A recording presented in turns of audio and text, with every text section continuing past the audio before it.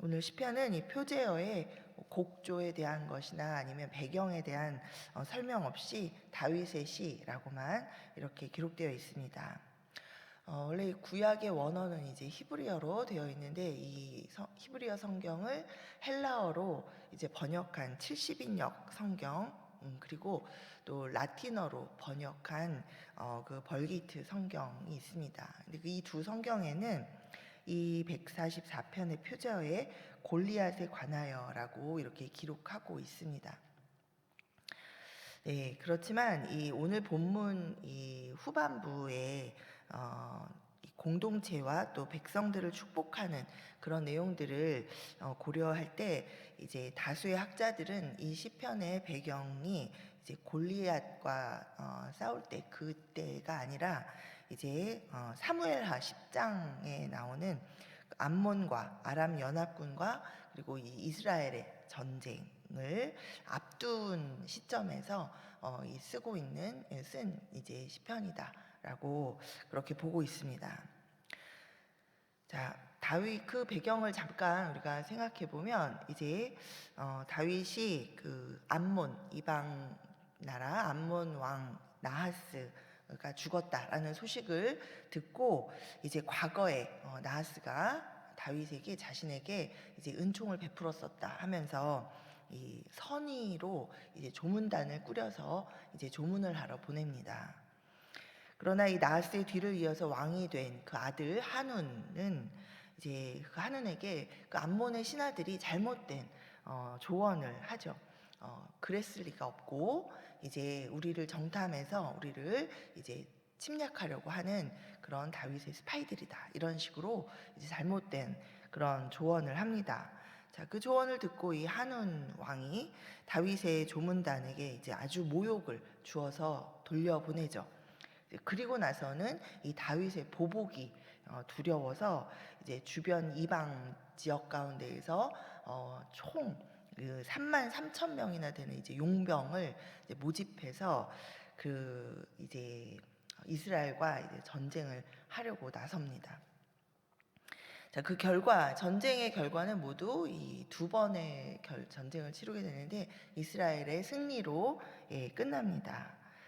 오늘 이 시편은 이제 그 3만 3천 명의 용병을 이끌고 이제 다윗을 대적해서 싸우려 나온 그 이방 그 사람들을 이제 그 사람들과의 전쟁을 앞두고 이제 다윗이 이 전쟁 앞에서 이제 하나님 앞에 간구하는 기도이죠.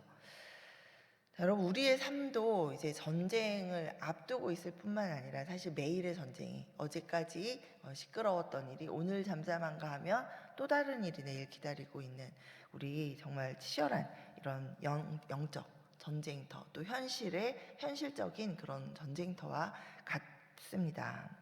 오늘 본문에서 다윗이 이 시를 처음 시작하면서 하나님은 나의 반석이시오라며 이렇게 고백을 하면서 이 기도를 시작하고 있습니다.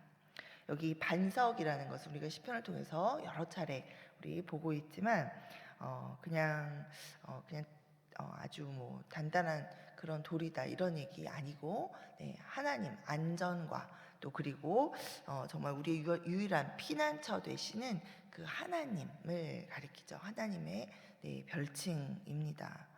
자, 이런 고백을 하는 것은 정말 이 요동치는 세상 속에서 우리가 발을 딛고 설 수 있는 유일하고 또 견고한 그런 기초가 되시는 그 하나님이심을 믿음으로 고백하고 있고 또 그 신뢰함으로 먼저 그 하나님을 바라보는 그러한 자세로 이 기도를 시작하고 있는 것입니다.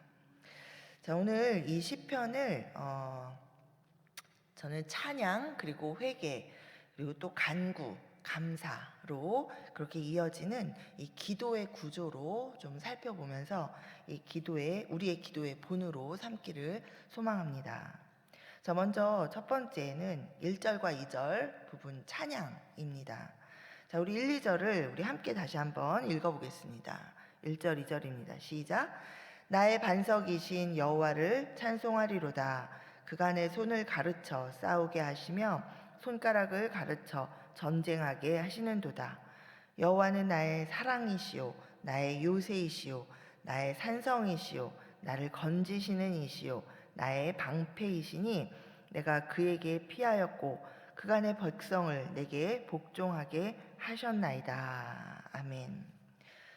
자, 다윗은 먼저 여기서 이 하나님이 어떤 분이신지를 고백하면서, 그리고 또 하나님이 정말 전체 공동체의 하나님으로서 뿐만 아니라 이 개인의 하나님으로서 정말 하나님이 나에게 어떤 분이신지를 그렇게 고백하면서 찬양으로 그 하나님을 찬양하면서 기도를 시작합니다.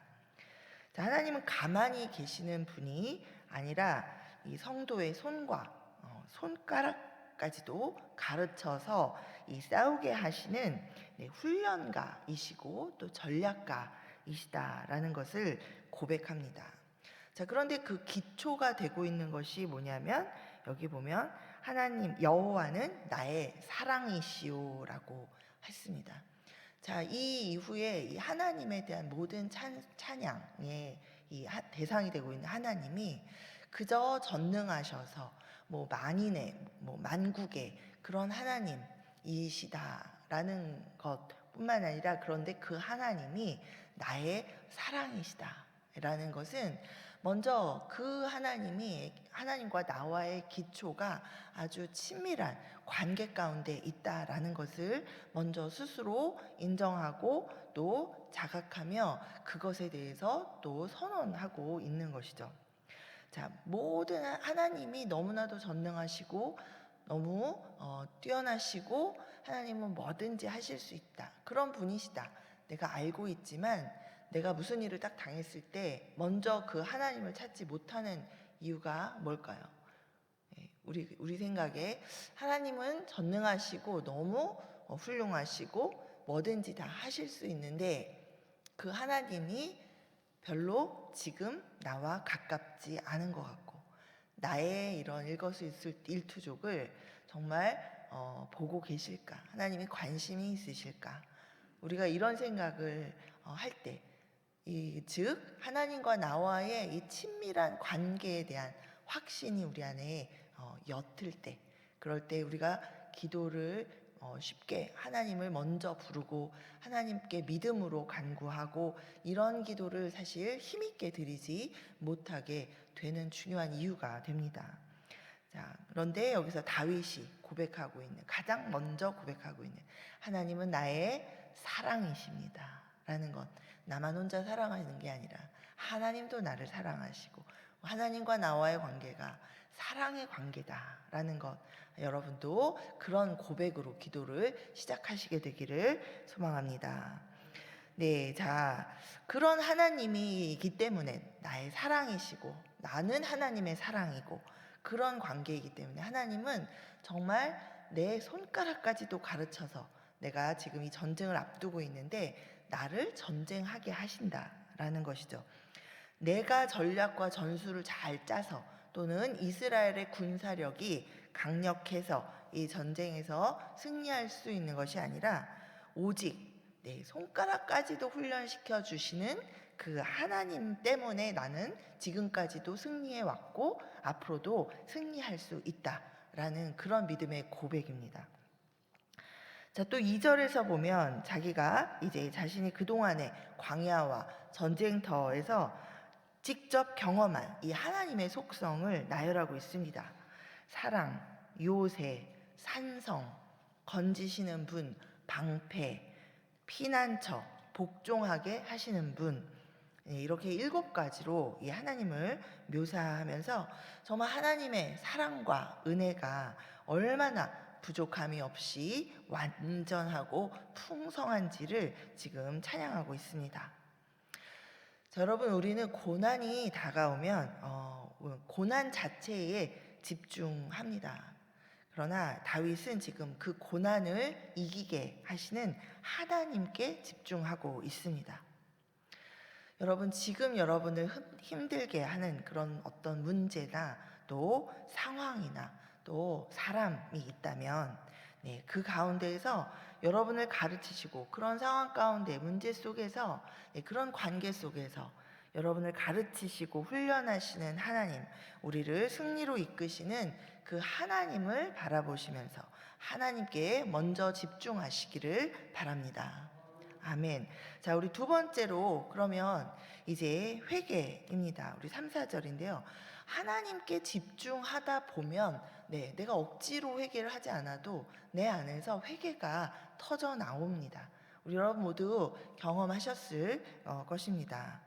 자, 우리가 하나님께 집중하다 보면 성령께서 우리의 마음을 이렇게 인도해 가시는데 우리 자신을 들여다보고 돌아보도록 이렇게 인도하시는 그런 하나님의 부드러운 인도하심을 여러분 경험하시게 됩니다.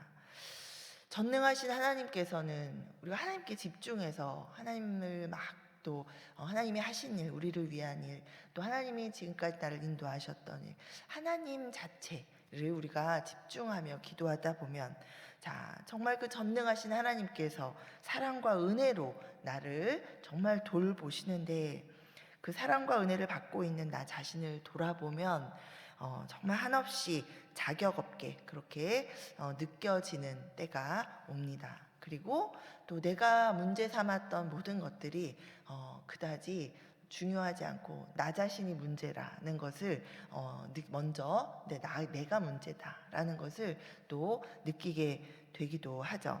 자, 우리 3, 4절 우리 또 한번 함께 읽어보겠습니다. 시작. 여호와여, 사람이 무엇이기에 주께서 그를 알아주시며 인생이 무엇이기에 그를 생각하시나이까. 사람은 헛것 같고 그의 날은 지나가는 그림자 같으니이다. 자, 사람이 무엇이기에 그를 생각하시나이까 라는 이런 질문은 우리 시편 8편 4절에도 나오고 또 이 욥기 7장 17절에도 이런 표현이 나옵니다. 자, 유한하고 연약한 인생이 하나님의 도우심을 받는 것은 우리가 어떤 자격이 있어서가 아니라 오로지 하나님의 그 자비와 은총 덕분이다라는 그런 고백이죠. 하나님은 영원한 반석이 있지만 대조적으로 인간은 헛것 같고 지나가는 그림자 같다라는 인식을 하게 됩니다. 자, 이 고백은 단순한 자기 비하나 또는 자기 학대가 아니라 하나님의 은혜 없이는 정말 한순간도 존재할 수 없는 피조물이다. 그러한 그 피조물로서 그 피조물인데 내가 그 어떤 것을 마치 내 마음대로 하려고 했던 것, 또 내 마음대로 되지 않는다고 그것 때문에 불만, 불평하고 원망했던 그러한 존재를 깨닫는 그런 존재론적인 그런 회개이죠. 자, 다윗은 이 인간의 연약함을 지금 말하면서 정말 이 인간이 하나님의 구원의 손길만을 바라볼 수 없는, 하나님의 인도하심을 바라볼 수밖에 없는 그러한 존재다라는 것을 깨닫고 강조하고 있습니다. 자, 우리는 삶을 살아가면서 종종 우리의 능력으로 뭐든지 통제할 수 있다라고 그렇게 착각을 하기도 합니다. 사실은 그런 착각을 나는 안 하고 있다라고 우리가 생각을 하지만 사실은 우리 행동하는 것을 보면 우리 삶의 결정들을 보면 우리가 그렇게 하고 있는 때가 많이 있습니다. 하나님 앞에 나아갈 때조차 우리가 내 힘으로 내가 좀 하나님 앞에 좀 괜찮은 사람이 좀 된 다음에 하나님 앞에 나아가려고 나 스스로가 뭘 어떻게 좀 해보려고 할 때가 많이 있습니다. 자, 우리 스스로 하는 이 우선순위가 바뀐 거죠. 우리 먼저 하나님 앞에 나의 모습을 그대로 고백하고 자백하고 그리고 거기에서 오는 어떤 나의 모습의 허물이나 나의 모습의 부족함을 하나님 앞에 회개하면서 그러면서 하나님으로 인해서 내가 새로워지기를 하나님을 의지하면서 우리가 계속해서 내가 새로워지기를 또 다시 이렇게 안 하는 것을 고쳐 나가는 것을 하나님과 함께 해 가야 하는 것이 중요한 거죠. 근데 그 과정 빼고 내가 먼저 나 스스로를 컨트롤해서 하나님께 칭찬받는 모습이 내 스스로가 되어보려고 하는 그 가운데는 사실은 내가 하나님 도움 없이 나 자신이 스스로를 컨트롤할 수 있다라는 교만이 어느새 우리 안에 있고, 그게 교만이 아니더라도 교만으로 자라가기 쉬운 씨앗이 우리 안에서 시작되고 있다라고 볼 수 있겠습니다. 자, 내 힘으로 할 수 있다라는 교만을 우리가 내려놓는 것이 중요합니다. 또 내 생각, 내 감정, 내 판단이 옳다라는 것, 그런 생각도 우리가 또 교만인데, 그런 것들도 우리가 좀 하나님 앞에 기도하면서 내려놓아야 합니다. 또 문제도 상황도 심지어는 말씀드린 대로 내 자신도 내가 컨트롤할 수 있다라는 어떤 그런 교만한 자세, 마음의 자세를 우리가 내려놓아야 합니다. 자, 성령께서 그런 모습을 내 안에 내가 스스로 좀 생각해 볼 수 있도록 보게 하실 때, 우리가 외면하지 않고 또 고집 부리지 않고 마음을 완악하게 하지 않고, 자, 내 안에 그런 교만의 가능성을 인정하고 겸손하게 돌이키는 것이 복인 줄 믿습니다.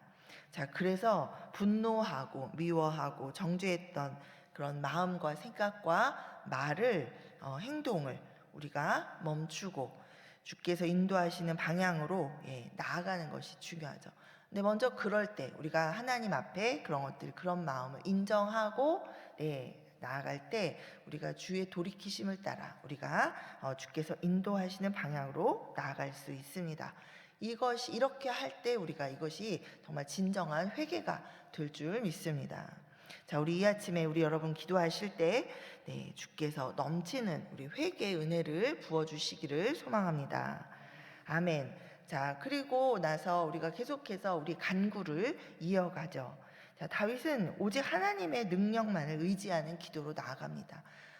수많은 대적들을 앞에 두고 이제 전쟁을 치러야 하는 상황에서 정말 하나님의 능력으로만 우리가 이길 수 있습니다라고, 우리가 지금까지의 승리도 우리의 힘이 아니라 정말 하나님의 힘으로 이겼습니다라는 그러한 마음으로 간구하며 나아가죠. 자, 하나님의 이 상황 가운데 하나님이 도와주시도록 하나님의 개입을 요청하면서 간구합니다. 자, 5절에 보면 이 주의 하늘을 들이시고 강림하시며 라고 표현하고 있습니다. 이것은 마치 모세가 시내산에서 경험했던 것과 같은 그런 하나님의 임재의 나타나심을 지금 간구하고 있는 것이죠. 자, 다윗은 이 이방인의 위협과 거짓으로부터 건져달라고 기도합니다. 그리고 9절에 가서 새 노래로 찬양하겠습니다 라고 이렇게 서원하고 있는데, 이것은 그냥 하나님이 그렇게 해주시면 내가 이렇게 하겠습니다라는 어떤 조건이 아니라, 조건부 기도가 아니라, 이 기도의 흐름 가운데 지금 하나님, 나의 방패시오, 나의 사랑이시오, 나의 요새시오, 나의 피난처 되신 이 하나님께서는 지금 바로 이 시간도 이 나의 기도에 응답하실 것이다 라는 그런 하나님을 향한 확신에 찬, 믿음에 찬 그런 신뢰의 간구를 이야기하고 있는 거죠. 내가 그 하나님께 이 상황도 하나님이 승리케 하시고 나는 새 노래로 주님을 찬양하겠습니다 라는 그러한 신뢰를 바탕으로 하고 있는 것입니다. 자, 세상은 우리도 이 세상에서 많은 유혹을 받습니다. 거짓으로 유혹하고, 그리고 정말 달콤한 어떤 상황과 말로 또 우리를 유혹합니다. 자, 우리 그런 가운데 또 위험한 지경이 있죠. 우리가 하나님을 떠나게 될, 또는 우리가 결국 지금을 좋을 것 같지만 무너지게 될 만한 길로 접어드는 경우도 있습니다. 직장과 가정과 또 인간관계 속에서 이런 세상의 물결이, 이런 유혹의 물결이 우리를 삼키려고 할 때, 그때 우리 주의 손을 우리가 어떻게 기도해야 할까? 어떤 간구를 해야 될까? 우리가 역시 주의 손에 의지하여서 주께서 주님 손을 펴셔서 나를 이 큰 물과 이러한 세상의 손에서 구하여 건져 주십시오라고 우리가 그렇게 기도해야 되겠죠. 자, 우리 7절 함께 한번 읽어보겠습니다. 7절입니다. 시작. 위에서부터 주의 손을 펴사 나를 큰 물과 이방인의 손에서 구하여 건지소서. 자, 우리가 이렇게 구할 때 하나님은 정말 우리의 부르짖음을 들으시고 우리 하늘을 가르고 우리에게로 내려오시는 분이신 줄 믿습니다. 우리 여러분 잘 아시는 우리 예레미야 33장 3절. 너는 내게 부르짖으라 내가 내게 응답하겠고 내가 알지 못하는 크고 은밀한 일을 내게 보이리라. 또 시편 34편 17절에 의인이 부르짖음에 여호와께서 들으시고 그들의 모든 환난에서 건지셨도다. 또 이사야 58장 9절에 내가 부를 때에는 나 여호와가 응답하겠고 내가 부르짖을 때에는 내가 여기 있다 하리라. 자, 우리 성경에 정말 이런 본문뿐만 아니라 수도 없이 우리에게 약속하신 우리를 구원하시는 그 약속의 말씀을 우리가 붙들고 우리의 기도에 신실하게 응답하시는 하나님께 믿음으로 간구하며 나아가야 할 줄 믿습니다. 아멘. 자, 마지막으로 이 감사이죠. 이 기도를 감사함으로 맺고 있습니다. 자, 다윗은 하나님의 자비하심과 신실하심으로 이 구원받은 공동체가 누리는 구체적인 복을 노래하면서 지금 감사를 하나님께 돌리고 있습니다. 12절부터 이 15절까지의 이 상황은 보면 하나님의 통치가 임했을 때 나타나는 그 샬롬, 평강의 상태를 지금 묘사하고 있습니다. 자녀들의 번성함과 또 창고가 가득 차고 그리고 이 평화로운 거리, 이런 것들은 단순히 물질적인 어떤 그런 축복만을 의미하는 것이 아니라 정말 이 하나님의 창조 질서가 회복된 상태를 지금 말하고 있죠. 이 마지막 절 15절은 정말 이 시편의 결론이자 핵심입니다. 자, 우리 15절 함께 읽어보겠습니다. 시작.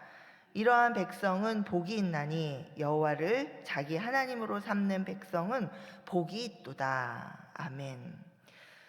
자, 참된 이 행복은 환경의 변화가 아니라 하나님과의 관계의 변화에서부터 옵니다. 자, 하나님이 내 삶의 주권자가 되실 때 우리의 가정과 일터에는 정말 비로소 이 참된 평화가 깃드는 줄 믿습니다. 우리 내 창고에 무엇이 있는가?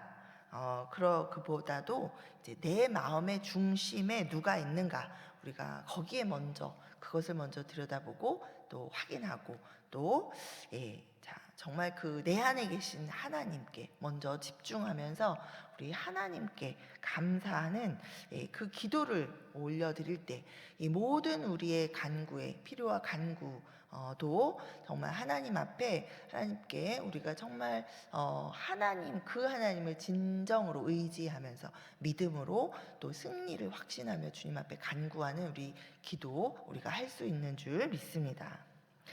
자, 여러분, 이 시편 144편은 이 다윗의 고백을 넘어서서 장차 오실 참된 왕이신 예수 그리스도의 사역과 그 승리를 예표하고 있기도 합니다. 자, 1절, 2절에서 이 다윗의 손을 가르쳐 싸우게 하시는 이 하나님을 다윗이 찬양하고 있는데, 자, 우리가 아까 보았죠? 이 찬양은 영적 전쟁의 승리자이신 그 그리스도께로 연결이 됩니다.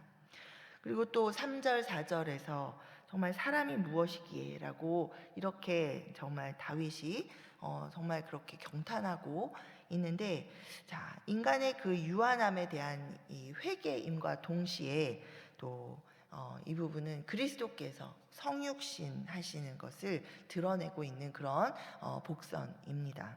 주께서 비천한 인간의 모습으로 낮아지셨기 때문에 우리가 하나님의 자녀라는 그런 영원한 가치를 얻게 되었습니다. 우리는 주님이 낮아지셨기에 내가 높아졌다라는 것을 기억하면서 항상 겸손의 자리로 돌아가야 할 줄 믿습니다. 또 5절에서 11절까지 이제 그 부분에서 정말 이 간구의 기도를 하고 있는 이 다윗이 하늘을 드리우고 강림하소서라고 그렇게 절규하고 있습니다. 자, 그 절규의 간구는 예수 그리스도를 통해서 성취된 줄 믿습니다. 자, 다윗이 큰 물과 이방인의 손에서 건져달라고 기도할 때 우리 하나님께서 독생자를 보내셔서 우리를 죄와 심판의 깊은 수렁에서 건져내셨습니다. 그리고 9절에서 노래하는 이 새 노래는 단순히 그냥 새로운 곡조의 노래가 아니라 십자가의 피로 씻음받은 백성들이 부르는 구원의 새 노래인 줄 믿습니다.